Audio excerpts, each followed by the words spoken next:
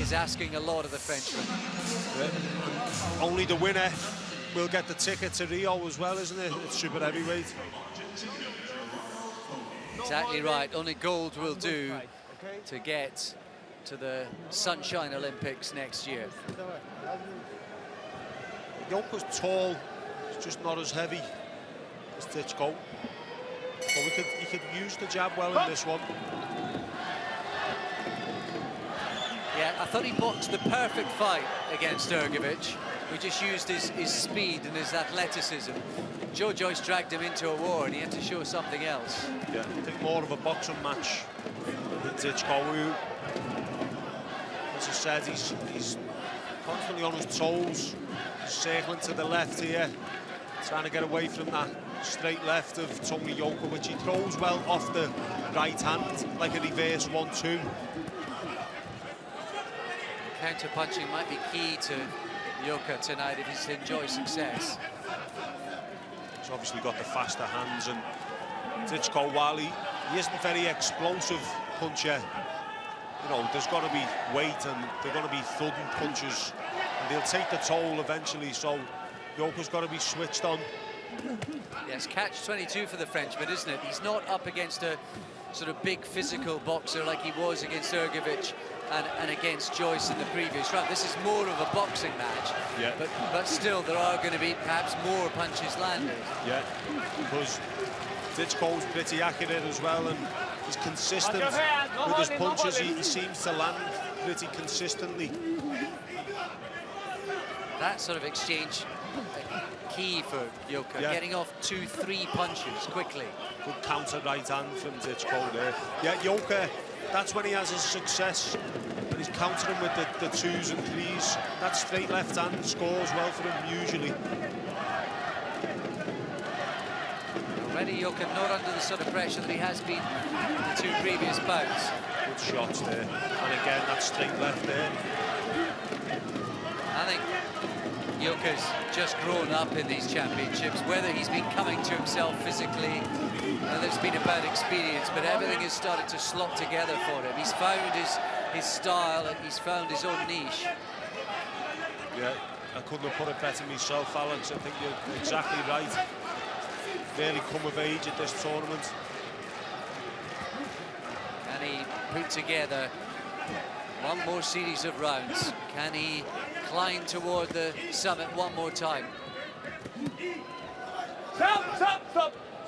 What I've noticed with Dychko in the early contests, you see, when he's about to start something of a sustained attack, he'll really get up on his toes just before it. Maybe something that they may have noticed as well. He's a bit flat-footed now. Then when he's ready to go, he starts bouncing up and down, and it could just give the game away a little bit. Maybe his little show. Jab there from Yoka. He's beaten Dychko to the punch. Yeah, after a slightly difficult first 30 seconds, it's a pretty good round from Yoka. Good start. Yeah, great start. Great start. Sharp. Beating Dychko to the punch. Yeah, there you go.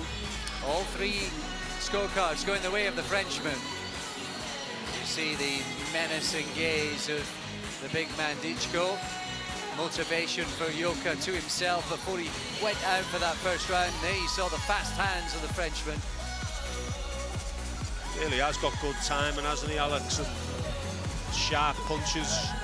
He's calm with the big man in front of him as well.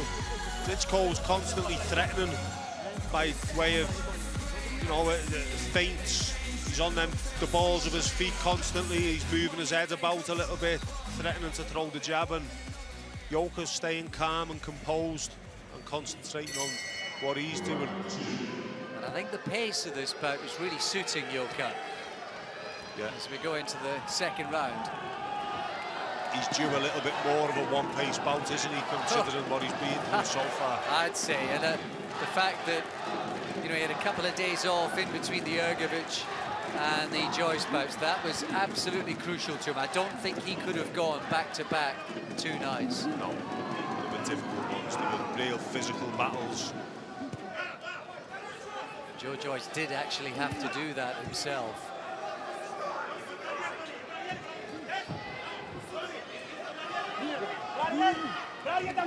Nice strong jab that time from Dychko. Right hand counter there from Yoka. I think Yoka has got past the more difficult opponents than Dychko. The final, anything can happen. Kazakhstan boxers pretty one pace compared to the likes of Hergovic. Not as come forward and high volume of punches as Joyce. But he's got his own strengths, obviously, but Yoka seems to be dealing with them so far. That was a good shot, though, from Dychko, like a screw shot come through the guard. What an uppercut that was. I think it was a big glob of saliva came out of the mouth of Tony Yoka. Yeah, good shot. And again, even though it doesn't look so explosive as in terms of hand speed, there's weight behind every one of them punches, and he's going to have hands like rocks. And again, there's a couple of short right hands again from Dychko. Maybe he's just tightening up the punches a bit.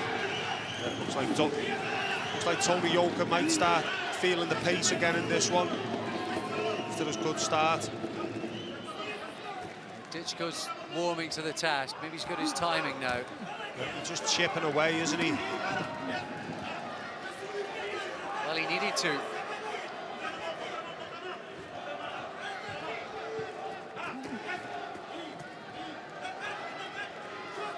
Suddenly there's a bit of pressure, psychological pressure on Tony Yoka.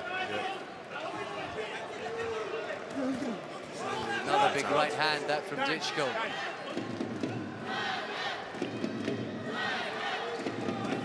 It's a problem with the glove. Yeah, really committed with that right hand off the jab there.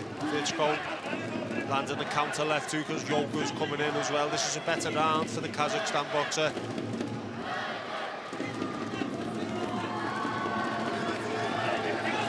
We've seen that in the competition from him previously, Dychko. He does tend to try and box in circles.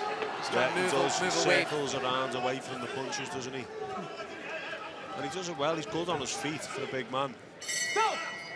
Much better round that for Dychko. Yeah. I'll go with Dychko myself as well there, Alex.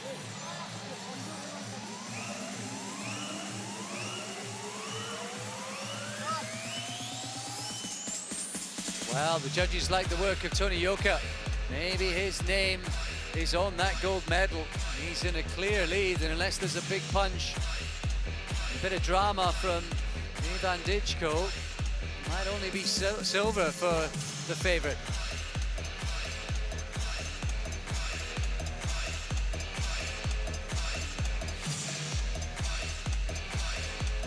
That uppercut we pointed out, that was a great shot.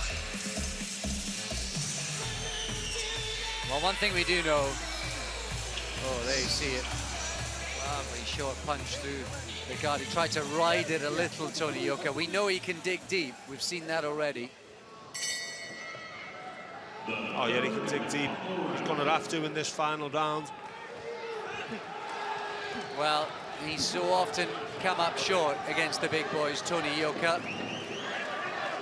He was beaten by Joyce in the semi-final at Baku earlier on this year. He went out in the first round of the World Championships 2 years ago to Camarelli. He was knocked out by Savon in the second round 4 years back.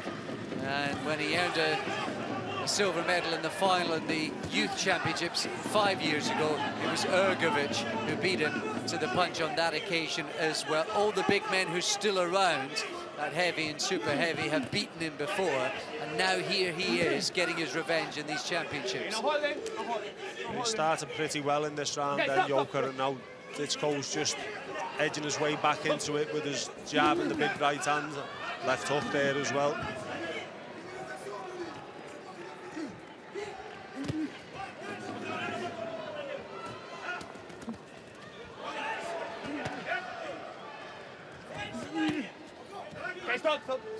Yoka really is trying to push it up. He glances up at the big screen, sees how long is left on the clock, and it's just over 1.5 minutes.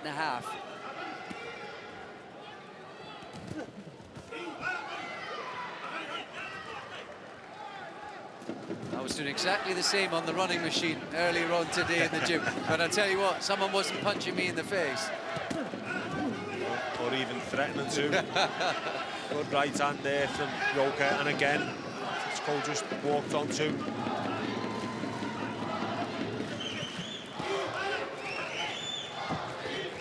Yeah, nice little counter left hooks from Dychko just as he's taking that step back. Yeah, he did it one after the other.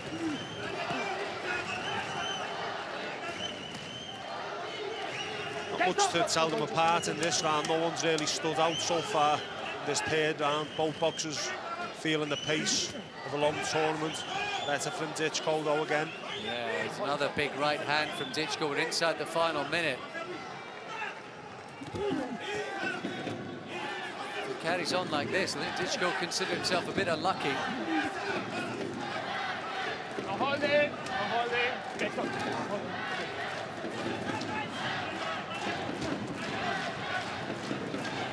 Oh, there's a cut on the left eye. Dychko, only 20 seconds to go. It's a clash of events just a couple of moments ago there, Alex. Good body shot. Lovely body shot, that from Dychko. He's landed the better punches, I think, in this round. Yeah, do you know what? I think I'd give this round to Dychko, just a scrappy round. But yeah, I'd give it to him, which means I'd have given him a 2-1. But it's not always, well, it's never what I think, it's what the judges think, isn't it? Yes. And it looks like Dychko is going to come out on the wrong end of this one. It was a bit scrappy, no surprise. Here we are right at the very end of these championships. Dychko's always looked a likely gold medal winner. But Tony Yoka, no one, I suppose, could begrudge him it on the efforts that he's put in the last 2 rounds of the competition. No, not at all. And he's already posing for photographs, Yoka. Yeah, I think he knows. I don't think it's a disgraceful decision when Yoka gets it. I probably would have sided with the Kazakhstan boxer just because of the last 2 rounds, but السيدات والسادة الفائز بفارق النقاط لهذه المباراة. The winner on points and 2015 91+ kilogram world super heavyweight champion from the blue corner, representing France, Tony. And look what it means to him. He earned his stripes in the quarters and in the semi-finals. What a moment for Tony Yoka, who comes of age in these World Championships. And France have their first world champion in a dozen years since Willy Blanc won the light welter crown in Bangkok back in 2003. It's only a 3rd ever World Championship gold in boxing for France. A rare breed and a rare thing in